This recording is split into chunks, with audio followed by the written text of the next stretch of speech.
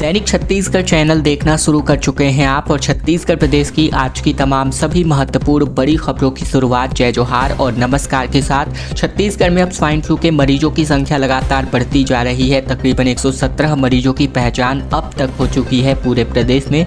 दरअसल बात करें तो बीते दिन एक बार फिर से 9 नए मरीजों की पहचान स्वाइन फ्लू संक्रमित के रूप में हुई है, जहाँ उनका उपचार अपोलो और सिम्स हॉस्पिटल में चल रहा है। स्वाइन फ्लू के चपेट में लोग तेजी से आ रहे हैं, जहाँ अब तक स्वाइन फ्लू की चपेट में 117 लोग आ चुके हैं। स्वाइन फ्लू की जांच के दौरान एक बार फिर से 9 और संक्रमित मरीज मिलने की वजह से स्वास्थ्य विभाग में हड़कंप मचा हुआ है।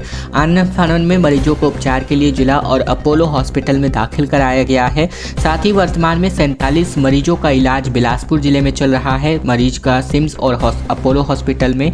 इसके अलावा स्वास्थ्य विभाग जो है अलर्ट मोड पर है संक्रमितों की मरीजों की संख्या को देखते हुए। साथ ही स्वास्थ्य अधिकारियों की माने तो बीमारी से निपटने के लिए हर संभव प्रयास जो है किए जा रहे हैं।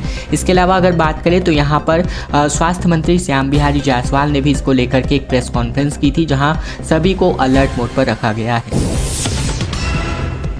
और अब खबर छत्तीसगढ़ के रायपुर से, जहां मेयर एजाज ढेबर ने लाइट मेट्रो के एमओयू को दिखाया, जहां टिकट और इनविटेशन को दिखाया। दरअसल छत्तीसगढ़ में लाइट मेट्रो चलाए जाने के विवाद के बीच मेयर एजाज ढेबर अब वापस जो है रायपुर लौट आए हैं, जहां आते ही उन्होंने मीडिया के सामने दस्तावेज पेश किए। उन्होंने मॉस्को सरकार की ओर से भेजे गए इन्विटेशन, टिकट और तमाम जो दस्तावेज हैं उनको पेश किए। साथ ही मेयर ने एक बार फिर से दावा किया कि रायपुर नगर निगम और मॉस्को के बीच 22 अगस्त को एमओयू पर हस्ताक्षर किया गया। इसके जरिए हम अप टू डेट परिवहन डेटा एक दूसरे से शेयर करेंगे। इसके एक्सपर्ट्स की टीम के साथ बैठक, कार्यक्रम, ऑफलाइन मीटिंग और इवेंट भी किए जाएंगे। मेयर ने डिप्टी सीएम अरुण साव के बयान को लेकर कहा कि मुझे इस बात का दुख है कि जिम्मेदार व्यक्ति ने ऐसी बात कही है। मैंने रायपुर के साथ कोई भद्दा मजाक नहीं किया है। एमओयू की क्या लिमिटेशन होती है, मैं इस बात को समझता हूँ। दरअसल रायपुर में लाइट मेट्रो को लेकर पिछले 5 साल से प्रक्रिया में लगा हुआ था, ये इन्होंने कहा। इसके अलावा बता दें कि यहाँ पर जो है मेयर ढेबर ने कहा कि वर्तमान में मैंने जो एमओयू पर हस्ताक्षर किए हैं उनमें राज्य सरकार से अभी अनुमति लेने वाला कोई स्टेज नहीं था। जब रूस से टेक्निकल टीम यहाँ आएगी तो हमें अनुमति की आवश्यकता होगी। मैं अच्छे से जानता हूँ मेरा अधिकार क्षेत्र क्या है। ये तमाम बातें इन्होंने एमओयू यानी मेमोरेंडम को लेकर के लगातार अपडेट्स को लेकर बताई।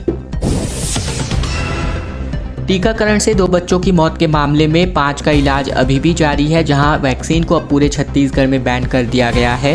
दरअसल बाकी 5 जो बच्चे हैं उनकी तबीयत अभी बिगड़ी हुई है, जिनका इलाज चल रहा है। छत्तीसगढ़ के बिलासपुर का ये मामला है, जहां पर 2 बच्चों की मौत हो गई थी वैक्सीनेशन की वजह से। और इस मामले में पूर्व डिप्टी सीएम टीएस सिंहदेव और पूर्व स्वास्थ्य मंत्री सिंहदेव ने भी जो है जिला हॉस्पिटल पहुँचकर जायजा लिया था, जहाँ उन्होंने पीड़ित बच्चों का हालचाल जाना था और उनके परिजनों से बातचीत की थी। और इसके बाद जांच की मांग करते हुए सवाल उठाए थे कि क्या सरकार इसमें कुछ छिपा रही है। इसके अलावा बिलासपुर जिले के कोटा विकासखंड के कोरीपारा के आंगनबाड़ी केंद्र में टीकाकरण अभियान चलाया जा रहा था, जहां टीकाकरण 30 अगस्त को दोपहर 12 बजे किया गया और 2 दिन के नवजात शिशु की उसी दिन रात तकरीबन 7:30 बजे मौत हो गई। तो वहीं 2 महीने के सारांश को भी इस बच्चे के साथ ही टीका लगा था और उसकी भी मौत 30 घंटे बाद यानी 31 अगस्त रात 8 बजे हो गई थी। जहाँ टीएस सिंहदेव ने कहा कि अगर टीके दवाइयां अमानक थी तो उनका स्टॉक तत्काल रोका जाना चाहिए। उन्होंने कहा कि नसबंदी, गर्भाशय कांड, आंख फोड़वा वाली बीजेपी सरकार में कुछ भी हो सकता है। सिंहदेव ने मृतक बच्चों के परिवार के प्रति संवेदना व्यक्त की। तो वहीं अस्पताल में भर्ती बाकी बच्चों के बेहतर इलाज के लिए भी डॉक्टर से बातचीत की, जहां उन्होंने कई सवाल भी उठाए। जहां आखिर मृत बच्चों का पोस्टमार्टम नहीं करवाया गया, इस बात को लेकर भी इन्होंने सवाल खड़े किए। सरकार इस संवेदनशील मामले को क्यों छिपा रही है, ये बातें इन्होंने कही। साथ ही टीके अगर अमानक थे तो यहाँ वैक्सीन की सप्लाई क्यों की गई, ये तमाम सवाल इन्होंने सरकार पर दागे हैं। मुख्यमंत्री साय ने पत्नी संग बैला खींचा। दरअसल मंत्रियों ने रस्सी पकड़ी और 70 लाख बहनों को तकरीबन 1-1 हज़ार रुपए यहाँ पर वितरित किए गए। महतारी वंदन योजना के अंतर्गत यहाँ बच्चों को पोषण की शपथ भी यहाँ पर दिलाई गई है। मुख्यमंत्री विष्णुदेव साय ने अपनी पत्नी कौशल्या साय के साथ मिट्टी के बैल यानी कि बैला और रस्सी यानी कि डोर से बांधकर इनको खींचा। इस दौरान डिप्टी सीएम अरुण साव और महिला एवं बाल विकास मंत्री लक्ष्मी राजवाड़े भी जो है सीएम आवास में उपस्थित रही, जहाँ पोला तिहार छत्तीसगढ़ की परंपरा के तौर पर मनाया गया। मुख्यमंत्री निवास में सोमवार को तीजा पोरा तिहार त्योहार मनाया गया, जहां सीएम ने पत्नी संग भगवान शिव की विधि विधान से पूजा अर्चना की, जहां उन्होंने पूजा में प्रदेशवासियों के सुख समृद्धि की कामना की। इस दौरान सीएम विष्णुदेव साय ने प्रदेश की 70 लाख महिलाओं को महतारी बंधन योजना की 7वीं किस्त के 1-1 हज़ार रुपए की किस्त जारी की, जहां सीएम ने महिलाओं को पोषण माह 2024 की शपथ दिलाई। बच्चों के सही खान पान को लेकर भी शपथ दिलाई गई। जाति कलाकार जो है आरू साहू ने यहाँ पर अपनी परफॉर्मेंस दी। महिलाओं ने तीज तिहार पर सीएम हाउस में लाख की चूड़ियां भी बनवाई। इसके अलावा लोकगीतों पर लगातार डांस किया गया। पूजा के लिए तैयारी करी गई थी, जहां महिलाओं ने अपने हाथों पर मेहंदी भी लगवाई। आदि योग की थीम पर सीएम हाउस का पूजा स्थल जो है सजाया गया था। पोषण अभियान का पोस्टर भी इसी साथ ही लॉन्च किया गया, जहां मुख्यमंत्री ने पोरा तिहार कार्यक्रम में राष्ट्रीय पोषण माह का शुभारंभ किया और इस दौरान महिलाओं को पोषण माह की शपथ भी दिलाई गई। और अब छत्तीसगढ़ के भाजपा सदस्यता अभियान को लेकर के एक बड़ी खबर आ रही है, जहां आज सीएम साय अपने प्रदेश अध्यक्ष सिंहदेव के हाथों सदस्यता लेकर के इस अभियान की शुरुआत प्रदेश स्तर पर करने वाले हैं। दरअसल राष्ट्रीय स्तर पर जो है सदस्यता अभियान, भाजपा की सदस्यता अभियान की शुरुआत बीते दिन से हो चुकी है, जहां प्रधानमंत्री मोदी ने भाजपा राष्ट्रीय अध्यक्ष जेपी नड्डा के हाथों सदस्यता ग्रहण किया। प्रदेश में आज इस अभियान का शुभारंभ पंडित दीनदयाल उपाध्याय ऑडिटोरियम में भाजपा प्रदेश अध्यक्ष सिंहदेव के नेतृत्व के हाथों मुख्यमंत्री विष्णुदेव साय के सदस्यता ग्रहण के साथ ही होगी। भाजपा के प्रदेश महामंत्री संजय श्रीवास्तव ने बताया कि इस दौरान पूर्व राज्यपाल रमेश बैस, सांसद बृजमोहन अग्रवाल, विधायक राजेश मूरत, पुरंदर मिश्रा, मोतीलाल साहू सहित पार्टी पदाधिकारी, प्रदेश सरकार के सभी मंत्री, विधायक और सांसद उपस्थित रहेंगे। प्रदेश महामंत्री श्रीवास्तव ने कहा कि इस मौके पर हजारों कार्यकर्ता पार्टी की सदस्यता ग्रहण कर अभियान को भव्य रूप से यहां पर प्रदान करेंगे स्वरूप। साथ ही यह कार्यक्रम संगठन की दृष्टि से मील का पत्थर साबित होने वाला है। इसके अलावा उन्होंने बताया कि अगले 4 दिन यानी 4 सितंबर को जिला इकाइयों, 6 सितंबर को मंडल इकाइयों में सदस्यता अभियान की शुरुआत होगी। पार्टी की सदस्यता के लिए बूथ स्तर तक पहुंचकर प्रत्येक बूथ पर 200 सदस्य बनाने का लक्ष्य यहां पर तय किया गया है।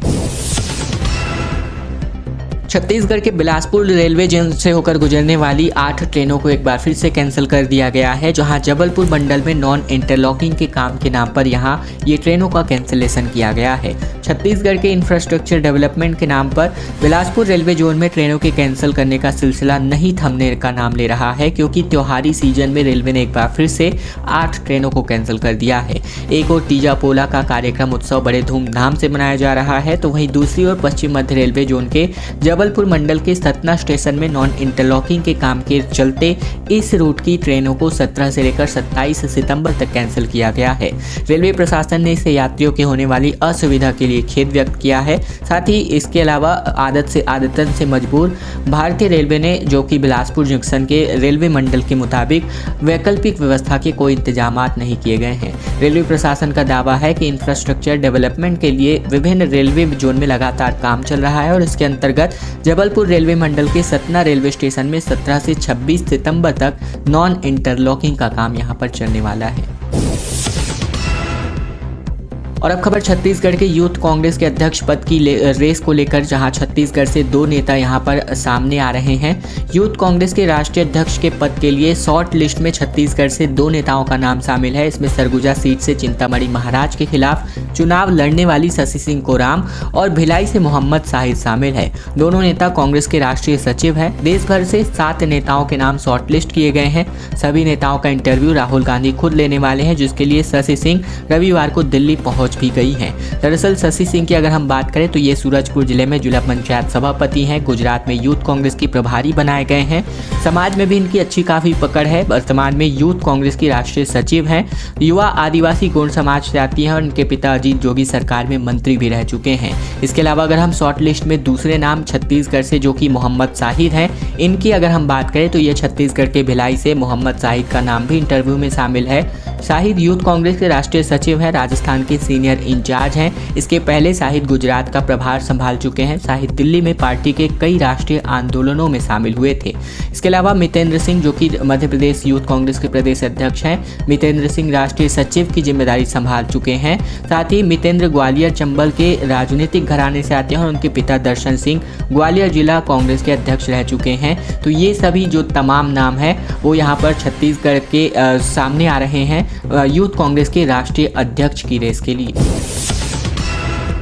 और अब खबर छत्तीसगढ़ रायपुर से, जहां आरटीओ के 200 से ज़्यादा ऑफिसर और कर्मचारियों के ट्रांसफ़र कर दिए गए। रायपुर, दुर्ग, बिलासपुर और रायगढ़ की टीम बदली गई है। नई पोस्टिंग पर इनको भेज दिया गया है। छत्तीसगढ़ के परिवहन आयुक्त कार्यालय ने 200 से ज़्यादा कर्मचारियों और अफसरों का ट्रांसफ़र कर दिया है। ट्रांसफ़र लिस्ट में परिवहन विभाग में पदस्थ परिवहन निरीक्षक, परिवहन उप निरीक्षक, परिवहन सहायक उप निरीक्षक, प्रधान आरक्षक और आरक्षकों की पदस्थापना लिस्ट जारी की है। जहाँ ये तमाम जो लिस्ट है वो हम आपको आपकी स्क्रीन पर दिखा रहे हैं।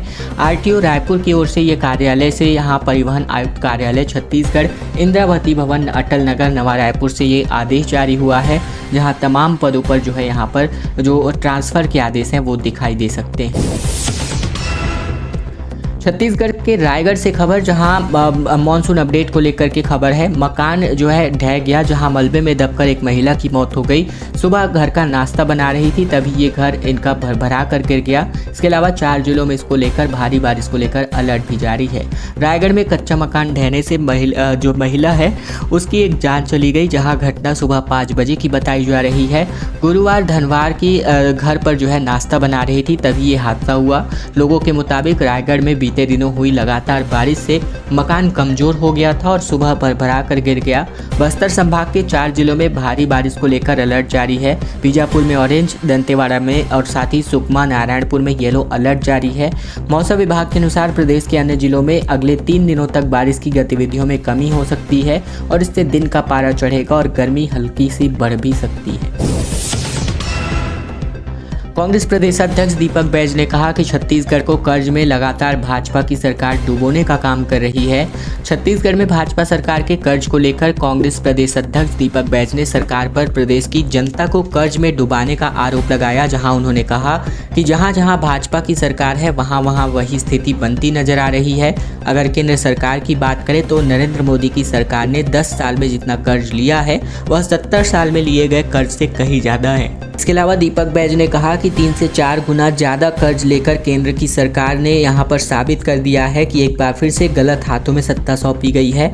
आज देश की हर एक व्यक्ति को इस सरकार ने कर्ज में डुबो दिया है। अगर छत्तीसगढ़ की बात करें तो रिमोट कंट्रोल मुख्यमंत्री और 1 से ज़्यादा ज्ञानी वित्त मंत्री ज़्यादा ज्ञान बांटते हैं। इन्होंने 8 महीने में ही छत्तीसगढ़ को 25 से 30 हज़ार करोड़ के कर्ज में लाद दिया है। साथ ही कांग्रेस सरकार ने 5 साल में इतना कर्ज कभी नहीं लिया, जबकि हमारी सरकार ने किसानों का कर्जा माफ़ किया। हमने किसानों को 2500 से 2800 रुपए तक समर्थन मूल्य दिया, लेकिन इतना कर्ज कभी नहीं लिया।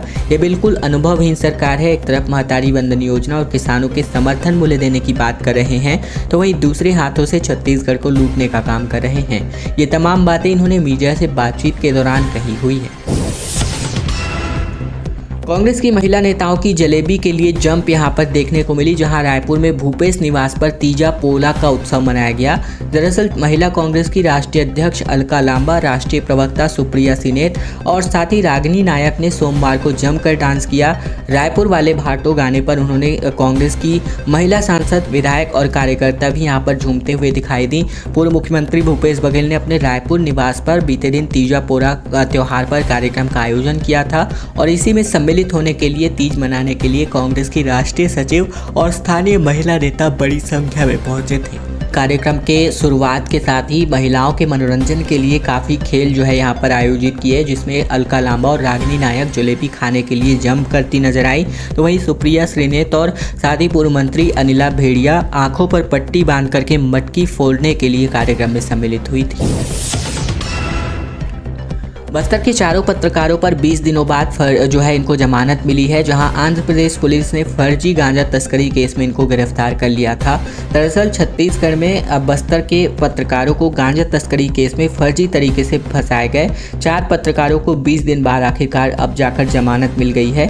आंध्र प्रदेश के राजमेंद्री जिला अदालत ने 2 सितंबर 2024 को सुनवाई के बाद चारों पत्रकारों को, जिसमें बप्पी राय, निशु त्रिवेदी, धर्मेंद्र और मनीष को 20,000 रुपये के निजी मुचलके और 2 स्थानीय जमानतदारों के साथ रिहाई का आदेश दे दिया है। इस खबर के बाद बस्तर के पत्रकारों में खुशी का माहौल है। राजमेंद्री के जिला अदालत ने कुछ शर्तों के साथ चारों पत्रकारों को जमानत दी है। अदालत की ओर से जारी शर्तों के अनुसार चारों पत्रकार हर मंगलवार को चिंतूर पुलिस स्टेशन में उपस्थित होंगे और जांच में सहयोग करेंगे। मामले में जांच और चार्जशीट दाखिल होने तक सहयोग करने के लिए कहा गया है। और अब खबर छत्तीसगढ़ के SCCL धोखाधड़ी केस को लेकर, जहां CBI की छत्तीसगढ़ और मध्य प्रदेश में रेड देखने को मिली है। छत्तीसगढ़ के SCCL के 6 करोड़ की धोखाधड़ी मामले में CBI ने सोमवार को छत्तीसगढ़ और मध्य प्रदेश के तमाम बड़ी जगहों पर जो है यहां पर रेड मारा है, जहां इस दौरान छत्तीसगढ़ के रायगढ़ में जामपाली ओपन कास्ट माइन के सीनियर सर्वेयर और प्राइवेट कंपनी के मालिक के खिलाफ केस दर्ज किया गया है। दोनों पर आरोप है कि सीनियर सर्वेयर तत्कालीन कोलियारी सर्वेयर जामपाली ने अपने पद का दुरुपयोग करते हुए OBR यानी ओवरबर्डन रिमूवल के रिकॉर्ड में हेराफेरी की। झूठे रिकॉर्ड के आधार पर SCCL को 6 करोड़ 10 लाख रुपए 26,141 रुपए का जो है नुकसान पहुंचाया गया है। छत्तीसगढ़ की खबरों का सिलसिला बस यहीं तक का था। अगर आपको यह वीडियो पसंद आए तो वीडियो को लाइक करना बिल्कुल मत भूलेगा। चैनल पर अगर आप अभी भी नए हैं तो चैनल को जरूर सब्सक्राइब कर लीजिएगा, ताकि प्रतिदिन की महत्वपूर्ण खबरें, छत्तीसगढ़ के समाचार रोजाना हम आप तक पहुँचा सकें। तो चैनल जरूर सब्सक्राइब कर लीजिएगा।